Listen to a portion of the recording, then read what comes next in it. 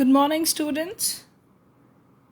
Today we are continuing with our course with the book Snapshots and second chapter, The Address.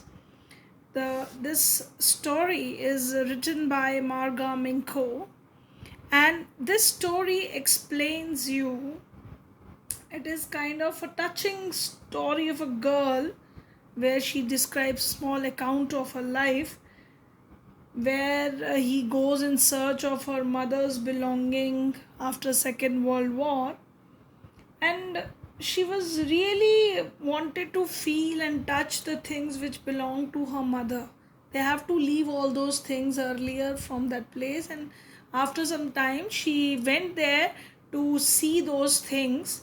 But what she finds, she later on, after that experience what she goes through at that place, she feels she should move on, she should not think about all those things.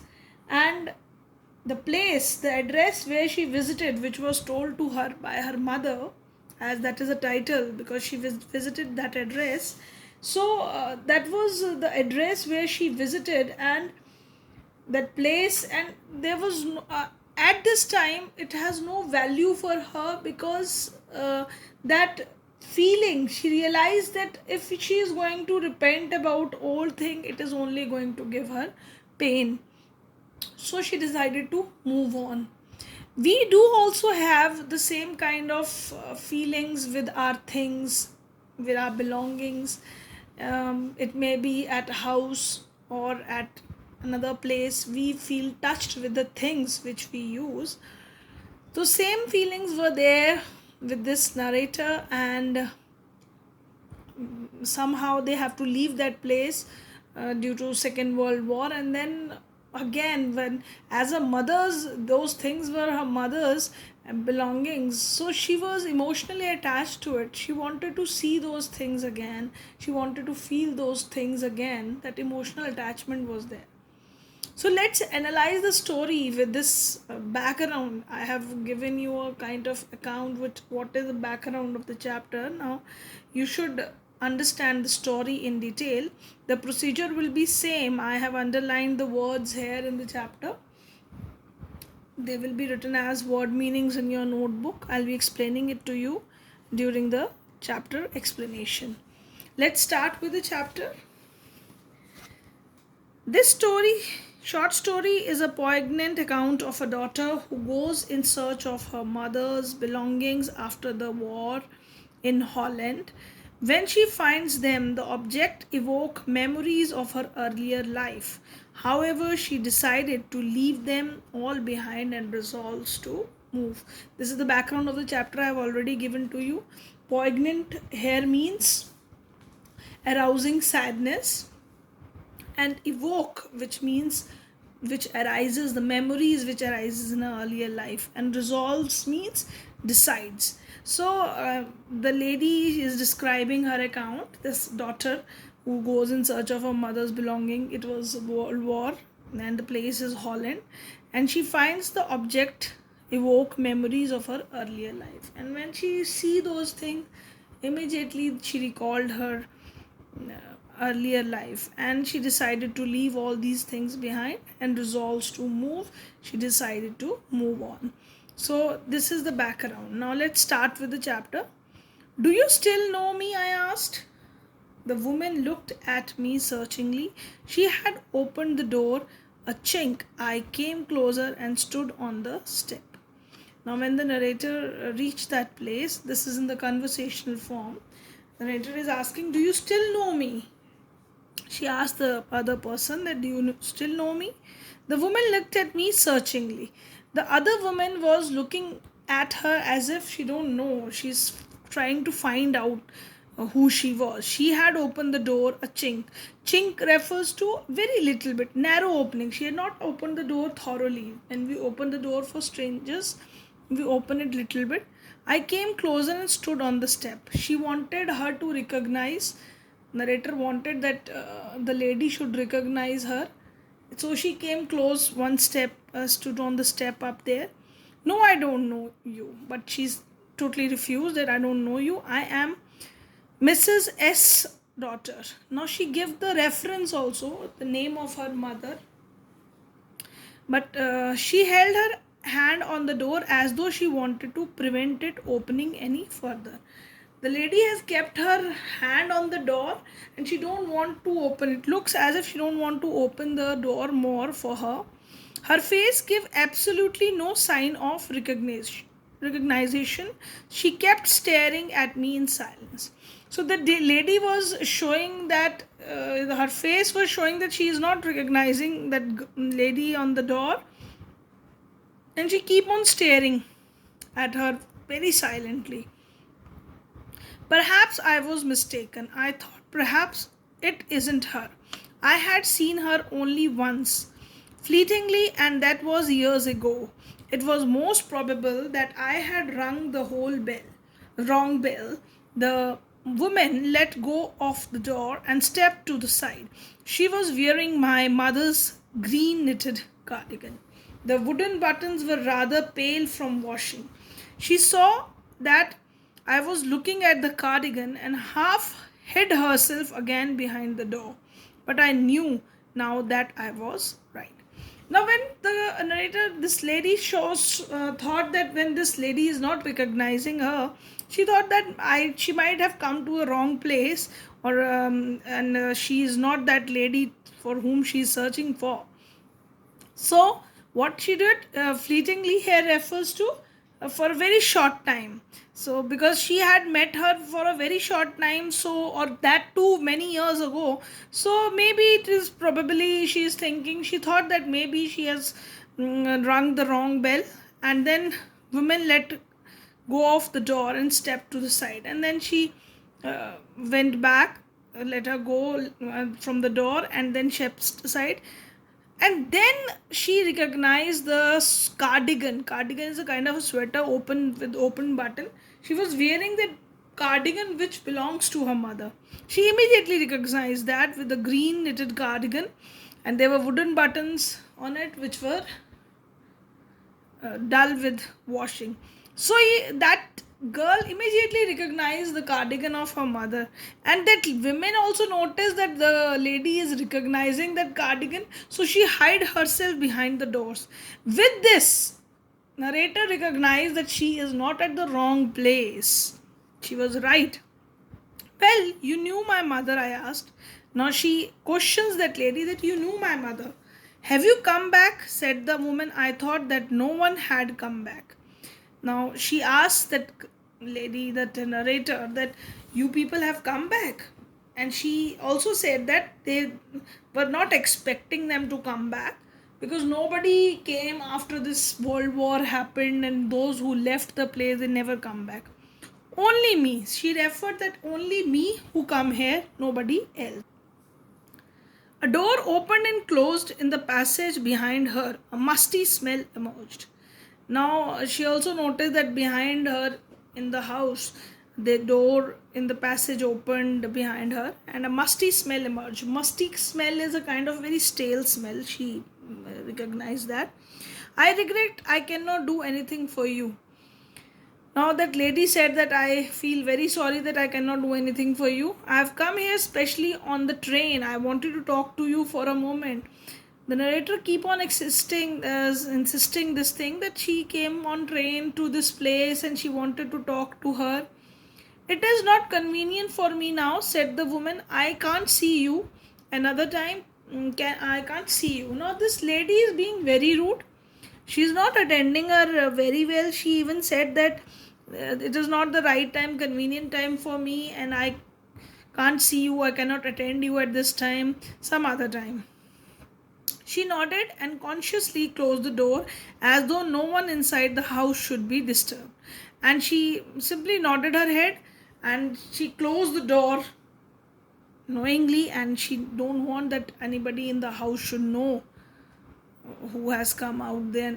She don't want that they should be disturbed. I stood where I was on the step. The curtains in the front of the bay window moved.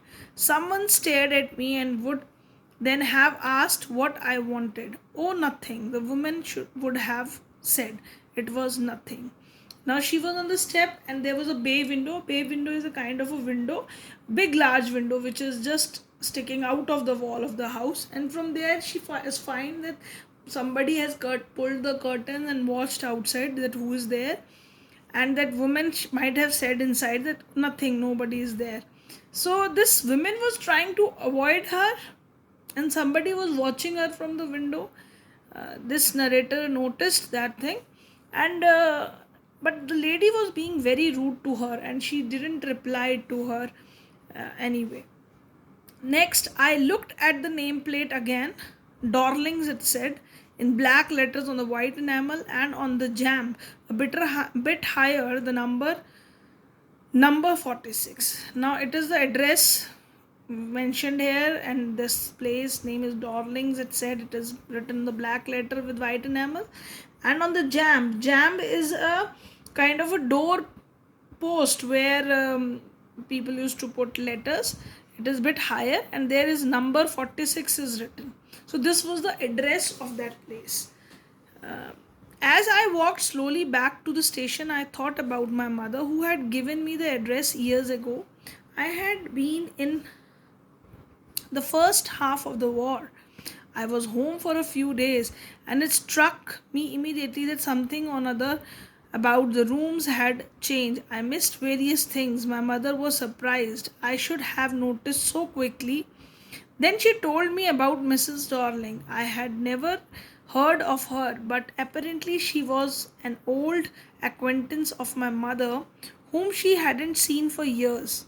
She had suddenly turned up and renewed their contact.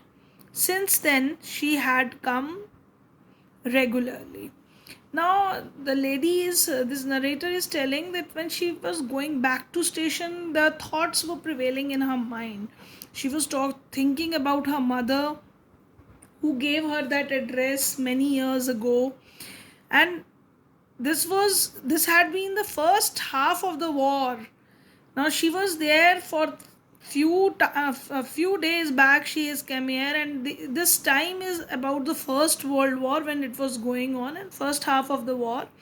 And she came there. I was home for a few days, and it struck me when she came back to her home. She immediately remembered about things that her mother has told her about various things. She told her about this address, and she was missing all those things, various things which her mother belongs to. She was missing those things, and she also told about Darlings to her, this address, the people to whom this place belongs to. She told about that address to her daughter, and she also wanted that she know this thing very clearly. Apparently means evidently it is clear that this lady Darlings were old people who were a known person to my mother's acquaintances, means known person of mother. And but she had not met those people for many years because they have left that place. She had suddenly turned up and renewed their contacts, and then she suddenly it appeared to her mother that, and she recalled the contacts, and she had come regularly, and then she came to this place regularly. Every time she leaves here, she takes something home with her, said my mother. Now, when her mother recalled about Miss Darling, she also told her child, that this is the narrator, that she used to come to their house regularly, and she used to take the things with her regularly to her house. She took all the table silverware in one go. Silver refers to all the cutlery, it may be the forks, spoons, etc. And then the antique plates that hung there. Antique refers to some old things, but they are very costly, or generally they are very valuable. She also took those plates which were hanging there. She had troubled the luggage, those large vases. And when this Darling were taking the large vases, she was facing the problem.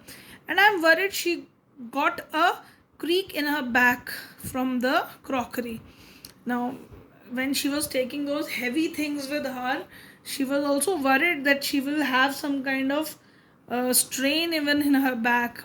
My mother shook her head pityingly. I would never have dared ask her. She suggested it to me herself. Now, her mother was being very simple lady who was not opposing all these things, because the lady herself asked her that she should take away these things. She even insisted on this thing that she wanted to save these all nice things, because in the time of war the panic is there. People are taking away others things, and those people whose life is in danger, they think of saving their life rather than the things which are there in their house. And this darling, when this time of war they have to evacuate this place, uh, darlings who were there and known persons, acquaintance, they started taking their valuable things to their house. And she wanted to but she is being very nice to her mother, and by saying that I am taking these things because I wanted to save these things. If we have to leave here, we shall lose everything, she says. And she know that these people have to move away from this place, and then if they are going to move away from this place, this valuable things, they will lose that thing. And she was trying to tell them that she is going to keep those things very safely. Have you agreed with her that she should keep everything, I asked. Now, when this narrator was having conversation with her mother, she also asked her mother that you agreed with this thing that she should keep all the things with her, as if that's necessary. My mother cried. It would simply be an insult to talk like that, and thinks about the risk she running each time she goes out of the door with a full of suitcase or bag. Now she is saying that was a very difficult time, and it would be really an insult talking like this, asking from her like that. And she knows that that lady was also taking a risk by taking all those things out of the house in the time of war. My mother seemed to notice that I was not entirely convinced. She looked at me reprovingly, and after that we spoke no more about it. Now, narrator was remembering that her mother used to notice that I was not convinced by her this kind of argument, that how she has taken all the thing. And she looked at me reprovingly with disapproval. She don't disagree with her. And after that we spoke no more about it, because the conversation which they were having, they were not agreeing with each other, so they don't have that conversation later on. Meanwhile, I had arrived at the station without having paid much attention to the things on the way. I was walking in familiar place again for the first time since the war, but I did not want to go further than was necessary. I didn't want to upset myself with the sight of streets and houses full of memories from the precious time. Now, this narrator was having maybe her childhood memories of that place. She know that when she was coming back to station, she was remembering this, thoughts were there in her mind, she was remembering all those things. And she was walking in that same place after the war, because why that was a familiar place, because she has spent time of her childhood, might be her childhood at that place, and she wanted to go. She don't want to notice things because she is going to hurt by that, it is going to upset her, because that same streets, houses, because she was full of memories, her childhood memories, so she don't want to hurt herself. In the train back, I saw Mrs. Darling in front of me again, as I had the first time I met her. I was the morning after the day my mother had told me about her. I had got up late, and coming downstairs, I saw my mother about to see someone out, a woman with a broad back. Now, when she was in the train back, I saw here refers to, she remembers Mrs. Darling in front of her again, because she was remembering her past. And then when she met her for the first time, it was a morning time, and her mother told her about Mrs. Darling. And the girl has got up late, and when she came downstairs, she saw her mother with that lady. She was a woman with a broad back that she noticed. She remembered about that lady. "There is my daughter," said my mother. She beckoned to me, and she beckoned me. She called her, and she introduced her daughter to her mother introduced her to the Mrs. Darlings. The woman nodded and picked up the suitcase under the coat rack. She wore a brown coat and a shapeless hat. So, such kind of detail that narrator was having about that lady, that shows that narrator was very much remembering the description of that lady. And that time that woman nodded, and she picked up the suitcase under the coat rack, and she was wearing a brown coat and shapeless hat. "Does she live far away?" I asked, seeing the difficulty she had going out of the house with the heavy case. She was taking away the things in that heavy bag. "In Marconi Street," said my mother, "number 46, remember that." And she even described that address. That was a street, Marconi Street, number 46. You already know, the previously she had described the address. So from here we find out that narrator has a very clear view when she met that lady, what kind of looks she was having at that time, and what her mother mentioned to her.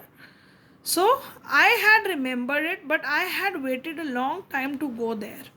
Initially, after the liberation, I was absolutely not interested in all that sorted stuff, and naturally, I was also rather afraid of it. Afraid of being confronted with things that had belonged to a connection that no longer existed, which were hidden away in the cupboards and boxes and waiting in vain until they were put back in their place again, which had endured all those years because they were things. Now here, narrator is being little bit emotional. She's saying that she remember all those things. She waited for this time for a long time, and after the liberation, when everything got fine, everything is cleared, she is not interested in all this kind of stuff. But and even she was afraid of going to that place, and she was not afraid of the situation. She was afraid of confronting this thing, coming face to face with those things which belong to her, to a person who is not in their contact now because her mother is dead. This shows that her mother is no more there.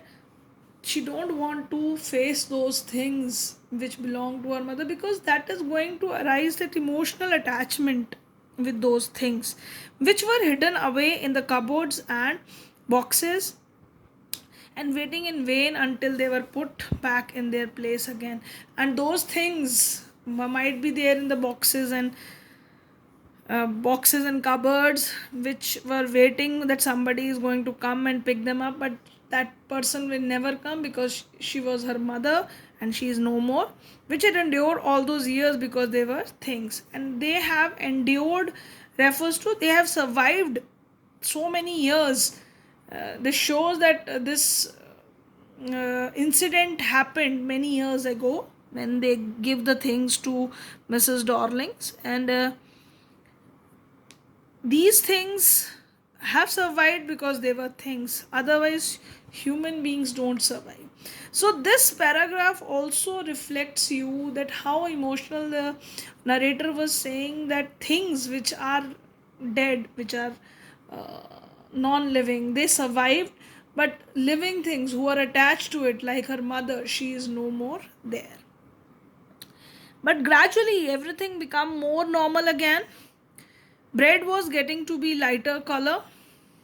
There was a bed you could sleep in, the unthreatened room with a view you were more used to glance at each day. And one day I noticed I was curious about all the possessions that must still be at that address.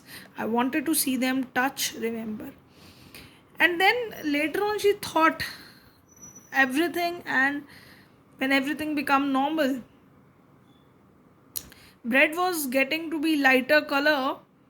There was a bed you could sleep in under threatened, a room with a view you could more used to glancing at each day. Now this is all reflecting that when everything become normal after the war, that the bed was getting to be lighter color means it was now they have come to a normal life. Their earnings started well. You could sleep in the bed without any alarm, without kind of any kind of threatening, because war times are very dangerous. A room with a view you could more use to glance at each day, and from the room you wanted to see good views out of the room, not the bad things out of war which one see.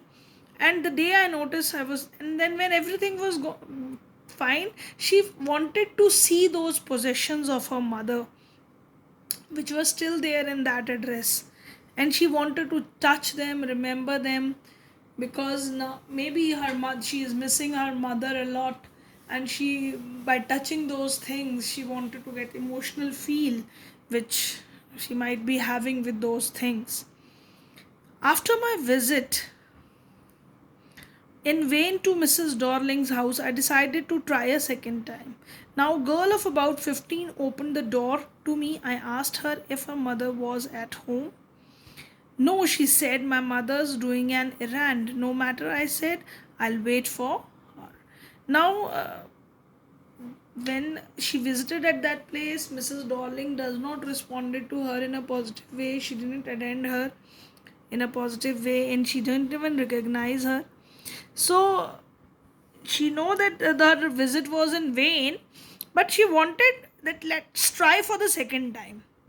Now, when she came there again, second time, a girl who was of 15 years old, might be her daughter, she opened the door for her, and her she asked for her mother, but she responded that no, she is not there. She has gone for an errand.